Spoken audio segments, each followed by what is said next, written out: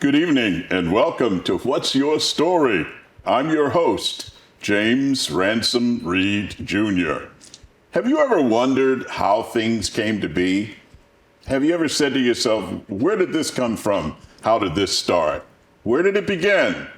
Well, let me tell you a quick little story. A little boy back in the 1860s loved animals.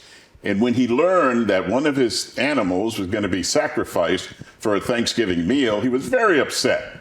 He went to his father and he asked his father, what could his father do to save his friend so that he would not be served at Thanksgiving dinner? His father sat down at the desk and wrote a note and sent it to the kitchen. And it was really a pardon, and the turkey was spared. That little boy was Tad Lincoln. His father was Abraham Lincoln. That tradition is still honored today at the White House. From the mouths of babes, little children lead us with their purity, their honesty, and their intelligence too.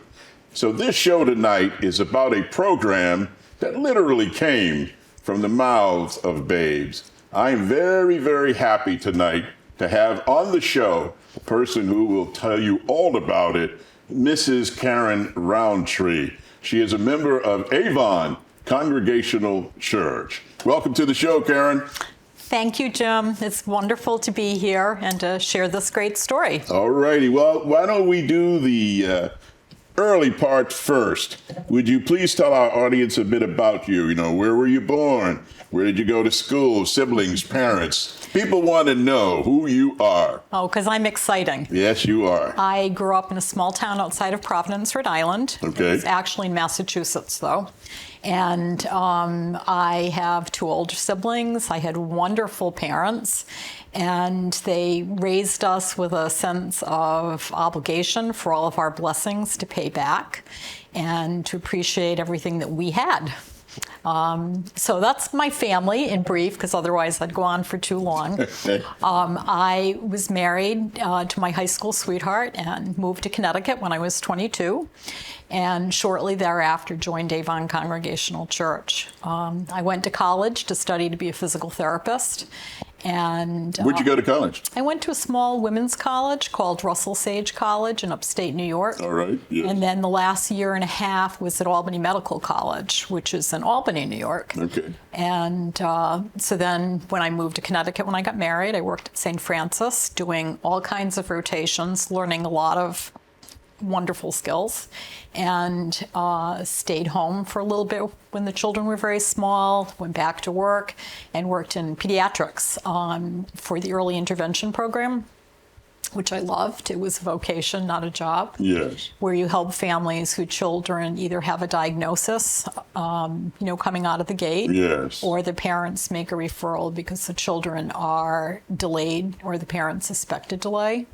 And it was a privilege to work with these families. And when the children are 3, you help transition them to the public school system if they need the services to continue. Physical therapy. Why did you go into that field? Was there...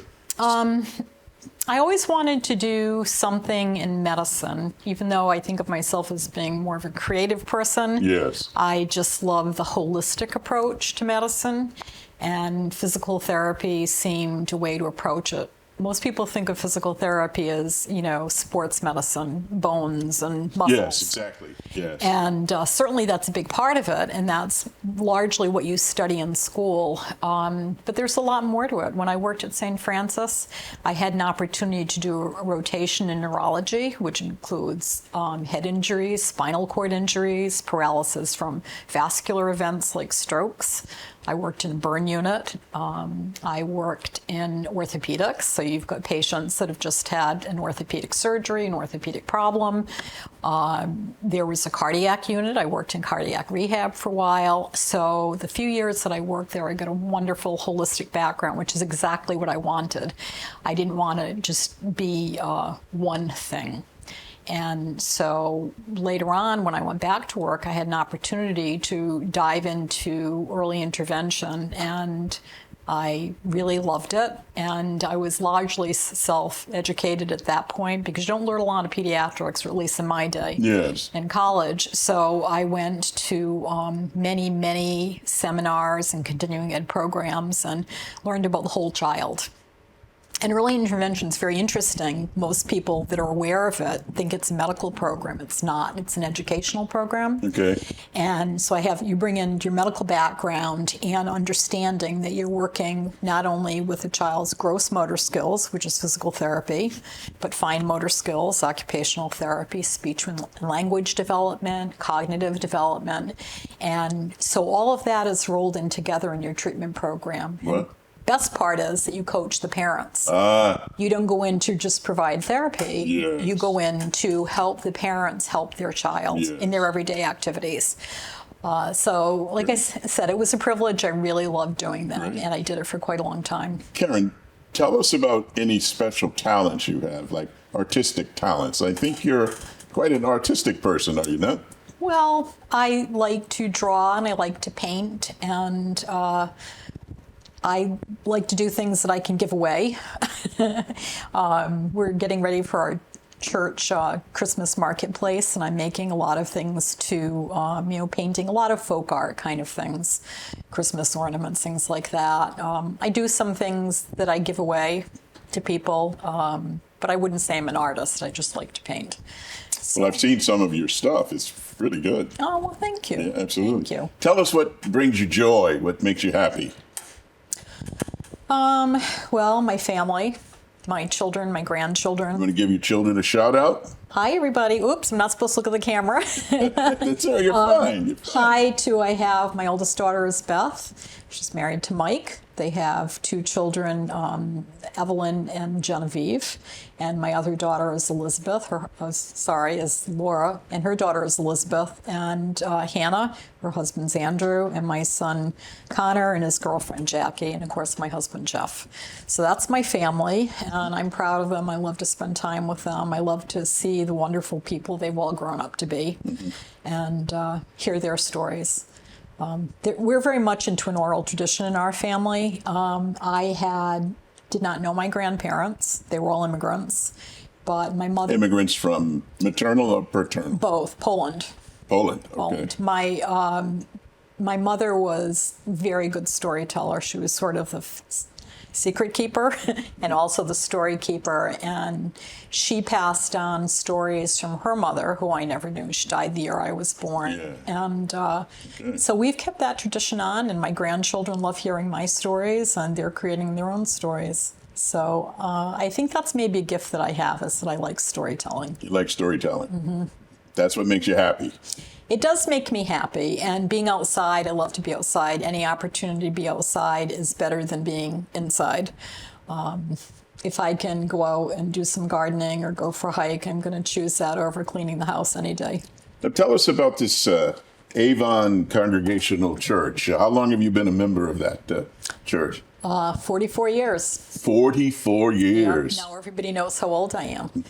My husband and I joined when I was pregnant with my first child. We were looking for a special place, and we were church shopping, and happened to land there and felt welcomed. Warmth was exuding from the church. And I think for us, we had no family here. We quickly developed a sense of community and family, and that's been a huge part of our lives. Who are the pastors at that church now? We have two pastors. We have Chris Solomon, and we have Pastor Jennifer McClearly, and they're wonderful. Do you know a little bit about the history of your church? I do. The church is, the building itself was built in 1819, and the architecture is typical of that time.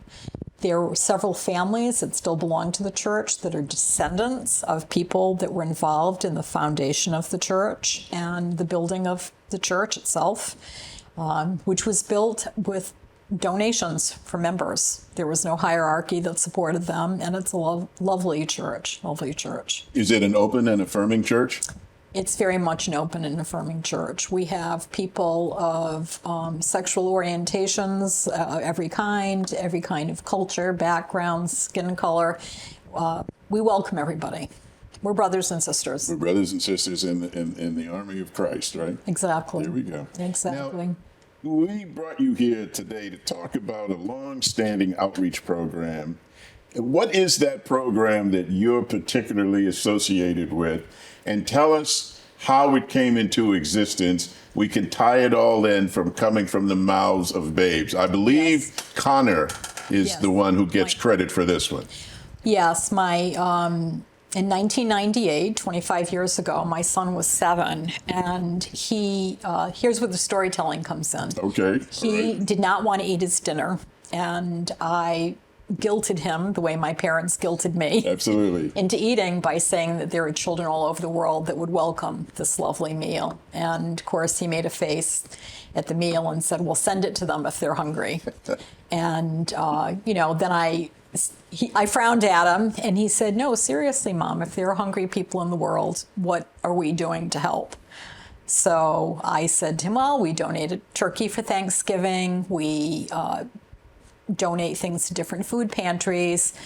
And after a few minutes, he said, well, I don't think that's enough. We're awfully blessed, and we need to do more than that. This was Connor. Yes. Wow. So I understand this might have been a diversionary tactic. Don't get me wrong. I got you. Okay. But at the same time, I was impressed that at 7, he was thinking beyond us. And so I said, well, what do you suggest? And he said, well, we're donating food, but what about making a meal? And I said, well, that's very interesting. And then he laughed and he said, you and your church friends could do that. So right away, he volunteered in my church community. And so I was working on some programming at church, and I thought, what a great idea to do something that was intergenerational. And so we decided we were going to get people together, and we're going to have folks sign up to donate food. We had no budget, and we weren't going to go asking for money. We figured we'd ask for food. So people donated food, and we came up with menus mostly of soup, stews, chili, because you don't have to be as particular about how many of the ingredients you get. So I said to Connor, well, what are we going to call this? But his favorite story was a story called Stone Soup. And that's what we ended up calling this outreach mission, Stone Soup. And I do understand now that they're all over the country, programs like this called Stone Soup, but it was based on a story that my children loved. Well, tell the audience the story of Stone Soup. What is it about? Well, Stone Soup is a folk tale. I always thought it originated in Europe. That's left to be determined. Some sources tell me China. All right. And all over Europe, the story is told. There are a variety of stories. This particular version involved a hungry, poor woman in her own village. And other stories tell us that it's a traveling soldier, a traveling monk. And the secret to this story, why it's called Stone Soup, is that she had been going door to door asking people for food. And everybody was poor, everybody was hungry, so they all turned her away. And she didn't live in a particularly welcoming place. So she got this idea, and what she did, she started a fire under a cauldron full of water, and she slowly started dropping stones into it. So people are looking out their windows, and they're curious. So one by one, people came out and asked her what she was doing. She said, I'm making stone soup. And of course, they were curious even more about that. And she said, well, it's very medicinal. It's good for you. It's healthy. It's nourishing, but it doesn't have much flavor and it doesn't look appetizing. If you wanted to add something to it to make it more appetizing, then I would share it with you. So one neighbor came out with carrots, another came out with onions. Soon people donated chicken. And so it went on until this wonderful soup was being cooked. And the community started to gather outside on the green where she was cooking the stew, and they started to talk to each other. And as I said, this wasn't a welcoming group. And all of a sudden they're realizing that my neighbor's not so bad, and that woman who looks a little different from me is actually pretty nice. And they developed the first time a sense of community. In the end, this wonderful soup was done, and they ladled it out, and everybody was able to share some of the soup. And the thing about the story that I love is whether it's stones being thrown in there, or axes, or nails, because different stories have different things. Regions have different right, versions. different things thrown in the soup. The ultimate message is universal, and the message is that when we share our resources, when we share our knowledge, we all benefit. And so that's one of the reasons my kids love this story. So I said to Connor, that's a great idea. So what ended up happening is he could never participate because we decided kids had to be over middle school age to be in the kitchen safely. But its inception was his idea. And so, as I said, we collected the food, and once a month we would make a hearty meal. It was usually soup, stews, chili. We always made cornbread because that was a big favorite of the clients. And we would have some kind of a dessert. What I didn't tell you yet is the benefactor of this.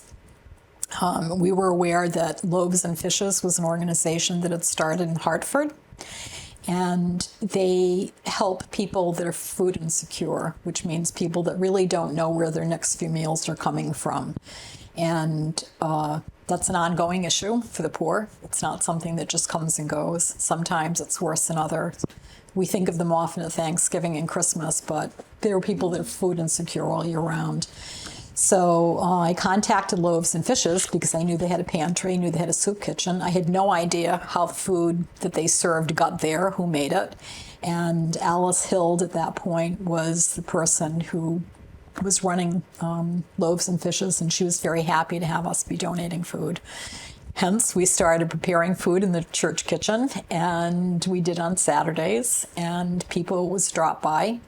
Some people would just drop by and cut and peel, and other people would come to clean up, and there were other people that delivered the food. And it was really an opportunity for us as a church to get to know members who we might not have met otherwise. We tend to be in our own niches. I like doing this. I stick with those people. Yes. And this was young people came. Occasionally someone would bring their Girl Scout troop. There were elderly that felt that they didn't have the physical abilities to do some of the other volunteer work that they had done in the past. So we benefited from that as well, that sense of community. So that's how it started. And we served 120 meals, hot meals, which is the midday meal, the main meal at Loaves and Fishes once a month. And how do you transport soup? Well, in big containers. And at the time, I went to City Fish in Wethersfield, and I happened to be there buying fish, and I saw these giant containers that they transport the fish in, and I asked them if they would donate some. So they donated many because we needed enough to donate, to travel with food for 120 people, and then leave them there and come back and exchange them next time. So they made that generous donation all those years ago. Now, obviously, 25 years later, those things retired, so they've been replaced. And there were volunteers that did this, that transported all the food and continue to transport the food. Now, you just celebrated an anniversary of Stone Soup. And would you talk about the anniversary and how many meals you have actually served over the period of the anniversary dates? Well, I'm happy to do that. We served, as I said, 120 meals once a month. That's pretty good. Connor would be happy with that. Yes. That's 1,440 meals a year. And over the span of 25 years, it's over 36,000 meals. So hot meals. Hot meals, yes. And I ran this program for several years, and I want to make sure credit goes to the ongoing commitment of other leadership and other people that have volunteered. Many, many people that have come and gone from our church served in this ministry. People continue to do it, and during that time, it's morphed. They have serving things like meatloaf and chicken and ham for the holidays, and meat, and just a wider variety of meals.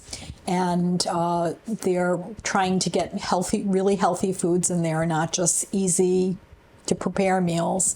And so it's continued through the commitment of these folks. And so we've served that many meals, and the challenge continues for them because the cost of food has gone up so much. So our church actually has put it in our budget. You ready for this? $175 a month goes toward feeding 120 people a hot meal. So it's not a very big budget. And they make it work, but they would love to see more money come in to provide more healthier things. Fruits and vegetables are very expensive, and so they'd like to add more of that. They'd like to have fruits be part of the dessert instead of, just sweets. So that's part of their challenge moving forward. Another program that they've started, though, is serving the meals, because Loaves and Fishes continues to need people to serve the meals. I wanted to interrupt for a sorry. second. Talk to me about Loaves and Fishes. What is that exactly? Loaves and Fishes is an organization that they're nonprofit, and they're based at Emmanuel Church in Hartford is where they serve the meals. They have a food pantry. They collect food, and as I said, they have the soup kitchen. And the wonderful thing about the soup kitchen is that also provides a sense of community, because the meals are served on the premises. Some people choose to take their meals home, but most people stay and have their hot meal there. And as I said, it's a midday meal. Another goal that they're looking towards doing, and our church is hoping to move forward in this direction, is to prepare sandwiches so that the people can take a sandwich home when they leave from the hot meal and have sandwiches to save for later on in the day. Most places that have food kitchens do not supply foods more than one meal a day, and some of them don't provide it in weekends. And I might add in that regard that our group continued through COVID, even though most volunteers did not continue with their programs. So Stone Soup continued. Yes. Right through the heart of COVID. Right through the heart of COVID. Corporate sponsorship went down the drain during that time. Sure, yes. And like I said, they had no volunteers, so they weren't serving the food as well. But our church continued to do this through COVID. We were one of the only organizations in the Hartford area that did that. So the people that continued to do that should be very proud of themselves. And so that's the 25th anniversary celebration, and we're looking forward to 25 years or more. And I think that that's going to happen. What do you see the future for Stone Soup? Expanding more and more and more? Or how do you see it in, say, 5 years? Doing the same basic thing we're doing now? Or Well, at the very least, they'll continue to provide the meals once a month. As I said, I think that they'd like more volunteers to go and serve, because as it is now, I think that not every day the meals are served. In the past, every day there were people serving there and there was a sense of community. Now they just don't have as many volunteers. So I think we'd like to have more people volunteer. We'd like to have other communities volunteer to serve. And they'd also like to start working on providing sandwiches. And I think that's going to start very soon at our church, where we'll provide, possibly right after church service, we'll do a little sandwich brigade and bring the sandwiches over at the same time as the hot meal. So that's a beginning, and we'll see where it goes from there.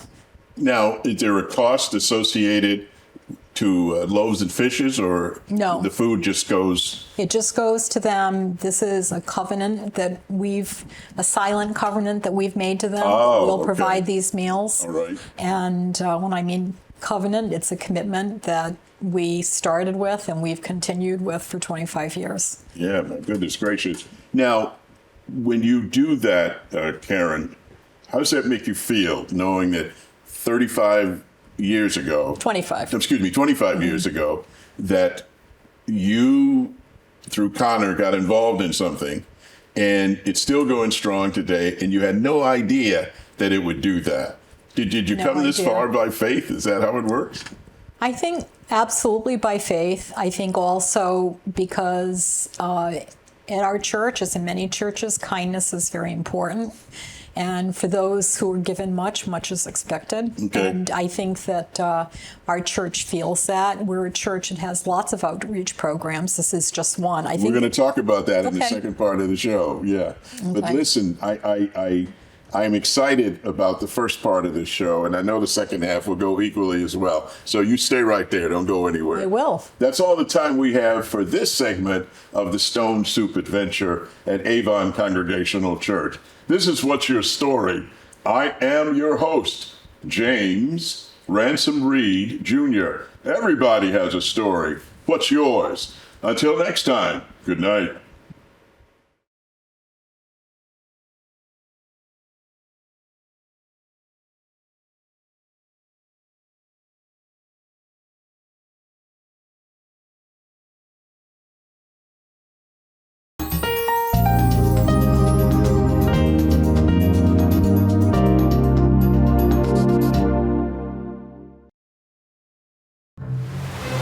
waters warm at Jaws Pond, and we're stocked full of treasures.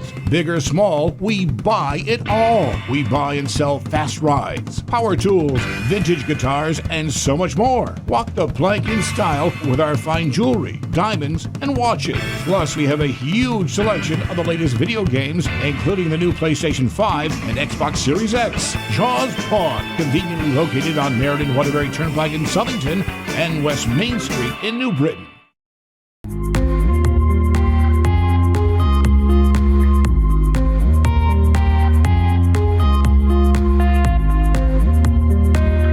I'm your host, Kurt Barwis.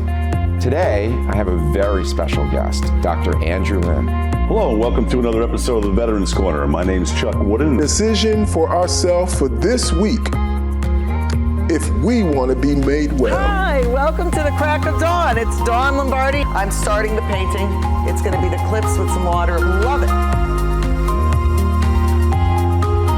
He took me on the sets of Lost in Space, Batman. Everybody has a story. What's yours? Until next time,